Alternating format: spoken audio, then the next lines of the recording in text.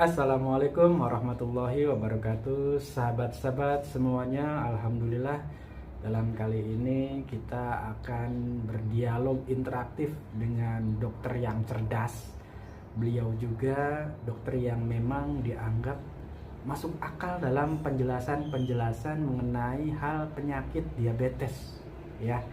Untuk itu mari kita simak saja. Wah, ini luar biasa, tambahan ilmu buat kita ya, dimana kita kadang-kadang kok bisa begini ya, penyakit ini apa obatnya ya. Pertanyaan-pertanyaan itu semuanya nanti akan dijawab itu ya. Beliau ini memang orang yang mumpuni di bidangnya gitu ya. Yuk kita saksikan saja, enggak Pak Dokter, supaya kita jelas gitu ya, gamblang mengenai hal diabetes dan cara untuk mengobatinya. Silakan. Orang yang sakit diabetes atau gula darah tinggi itu persepsinya apa sih? Masalahnya terlalu banyak makan gula gitu ya.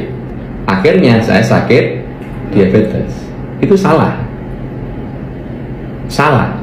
Diabetes itu terjadi memang akhirnya gula tinggi, tetapi terjadinya diabetes dipicu bukan karena kadar gula yang tinggi, bukan. Karena tubuh gagal mengolah lemak menjadi asam lemak. Ya, akhirnya muncul plak. Jadi pertama kali segala macam penyakit degeneratif, mau diabetes, mau hipertensi, mau gangguan jantung, mau neuropati, terjadinya sama.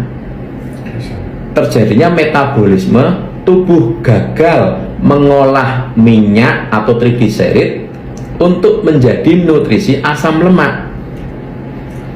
Awalnya karena adanya gangguan lambung.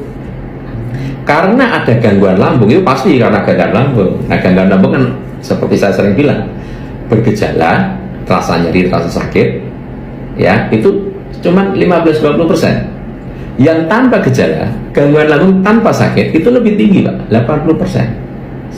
Jadi lebih tinggi. Sehingga orang bilang aku nggak sakit.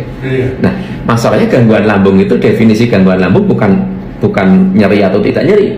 Definisi gangguan lambung adalah lambung gagal memetabolisme makanan menjadi nutrisi. Dalam kasus ini kegagalan lambung adalah mengolah protein untuk dirubah menjadi asam amino. Nah, karena orang dengan gangguan lambung kecenderungannya cairan lambung itu pH-nya mendekati netral, mendekati 7. Apalagi orang yang punya luka radang lambung yang parah ya. Pokoknya intinya kalau orang dengan gangguan lambung itu cairan lambungnya menuju netral. Dengan ditambahi obat-obatan antasida atau penetral asam lambung ataupun tanpa. Jadi kalau tanpa itu sudah proses alami hormonal. Oke. Ketika lambung cairannya mendekati netral, yang terjadi lambung tidak bisa masak, tidak bisa mengolah makanan. Cairan lambung itu kan kayak kompor, ada apinya. Kalau apinya kecil, dia kan masaknya lama tuh Pak. Nah, kalau hanya karbohidrat masih mending. Misalnya makan 100% karbohidrat masuk, itu yang diproses 50% untuk dikirim ke peredaran darah. Yang 50% buang ke proses. Yang sulit itu protein Pak. Ketika cairan lambungnya netral, mendekati netral, protein sulit diproses, sehingga paling 25%, yang 75% dibuang. Ya, ini istilahnya angka-angka untuk memudahkan saja. Nah, padahal minyak lemak itu tidak diproses di lambung. Lambung tidak bisa mengolah minyak lemak. Minyak lemak itu begitu dari mulut kita, lewat lambung itu cuma lewat saja. Dia bablas ke peredaran darah, bentuknya masih minyak lemak. Jadi kalau di lambung semua dipecah, sudah berubah fungsi, jadinya polimer. Poli itu kan bermacam-macam, dijadikan monomer satu. Karbohidrat, monomernya glukosa. Protein polimer dirubah menjadi asam amino. Minyak trigliserid, lemak trigliserid itu polimer. Ke lambung itu lewat tok, ke darah tetap bentuknya polimer, masih minyak. Cuman minyaknya disalut sama kilomikron, jadi bentuknya kayak klepon gitu ya, tapi bentuk minyak masih utuh, bentuk minyak. Nah, minyak itu pemecahannya ada di darah, di peredaran darah. Yang memecah minyak adalah enzim lipase. Jadi enzim lipase itu kayak gunting, dia memecah. Minyak kena enzim lipase kayak dipotong, kayak gunting gitu. Jadi dua, gliserol sama asam lemak. Gliserol dikirim ke liver, ke hati. Asam lemak itu makanan sel. Nah, enzim lipase dari mana? Enzim lipase itu didapat dari asam amino. Asam amino didapat dari protein. Nah, orang dengan gangguan lambung kan sulit mengolah protein, sehingga asam amino yang naik ke darah nggak banyak. Ingat betul ya, 25%, sisanya kebuang ke feses. Nah, suatu saat minyak lemaknya banyak, stok enzim lipasenya habis. Yang proteinnya kan sedikit. Jadi enzim lipasenya habis, minyak lemaknya masih banyak. Singkat kata, minyak lemak ini jadi plak. Nah, plak ini yang bikin orang gangguan jantung karena ada penyumbatan, stroke karena ada penyumbatan, neuropati karena ada penyumbatan plak. Diabetes itu yang sama. Minyak lemak ini menutupi reseptor sel. Jadi sel tidak bisa makan glukosa, makan asam lemak tanpa ada perintah dari insulin. Tidak bisa. Memang sunatullahnya gitu. Jadi walaupun banyak makanan, tapi kalau insulinnya tidak ngasih tahu ke sel, sel nggak bisa makan. Ngasih tahu nih, ibarat kata kayak ketuk pintu, dok sel di luar ada makanan, nah baru selnya buka pintu diambil. Tapi kalau tanpa ada perintah nggak bisa. Nah, ketika pintu sel tadi, reseptor selnya tadi pintunya ya, itu ketutup minyak lemak, maka sel nggak denger, selnya budek, maka terjadilah resistensi insulin. Yang tadinya butuh cuma satu, karena tebel butuh 2 insulin, tambah tebel lagi butuh 5 insulin, tambah tebel lagi butuh 10 insulin baru bisa buka. Nah, nek tambah bukanya harus insulinnya banyak, yang berat organ apa? Pankreas.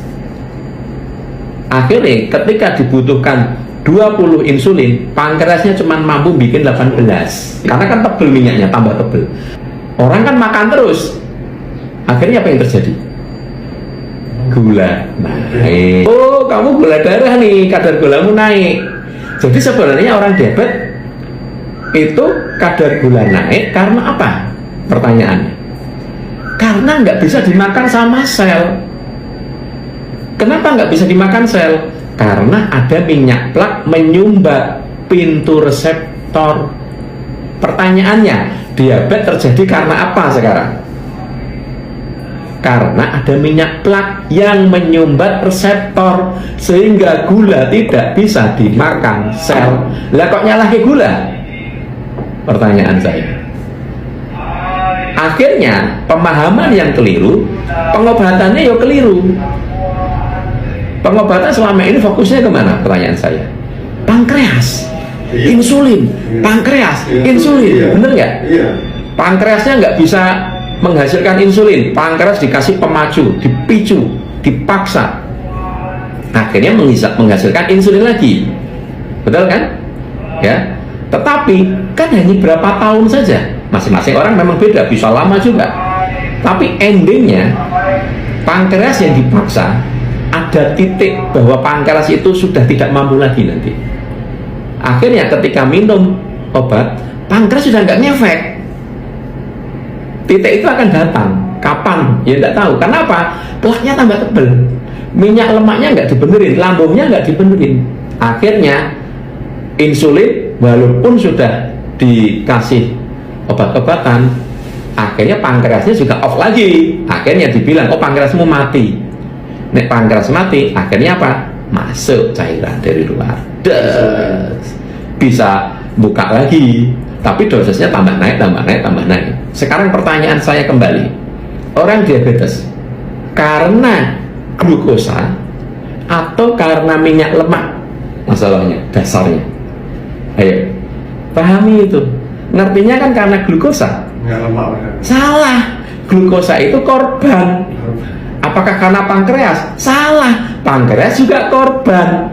Nah, kalau mengobatinya salah paham, bisa sembuh nggak? Ya nggak bisa, wong salah diobati, sing diobati pankreas, bukan diobati deh, dipaksa, dipicu, digantikan. Ya nggak bisa. Mulanya kalau pengobatannya nggak tepat harus minum obat seumur hidup. Akhirnya bahwa diabetes tidak bisa sembuh. Makanya kalau mau menyembuhkan diabetes, ya minyak lemaknya dibenerin, plaknya dibenerin. Caranya lambungnya dibenerin dulu sehingga tidak terjadi plak yang baru. Plak yang ada sudah terlanjur ada di darah diurai supaya plaknya hilang. Loh, kalau plaknya hilang, pintu reseptor selnya bersih lagi nggak? Kalau bersih lagi, butuh insulin banyak nggak untuk buka? Nggak butuh. Akhirnya pankreas nanti juga dibenerin. Pankreas akhirnya hidup lagi. Dia ringan karena cuma untuk buka insulin cuma butuh satu, happy pankreasnya. Nah, itulah pengobatan diabetes yang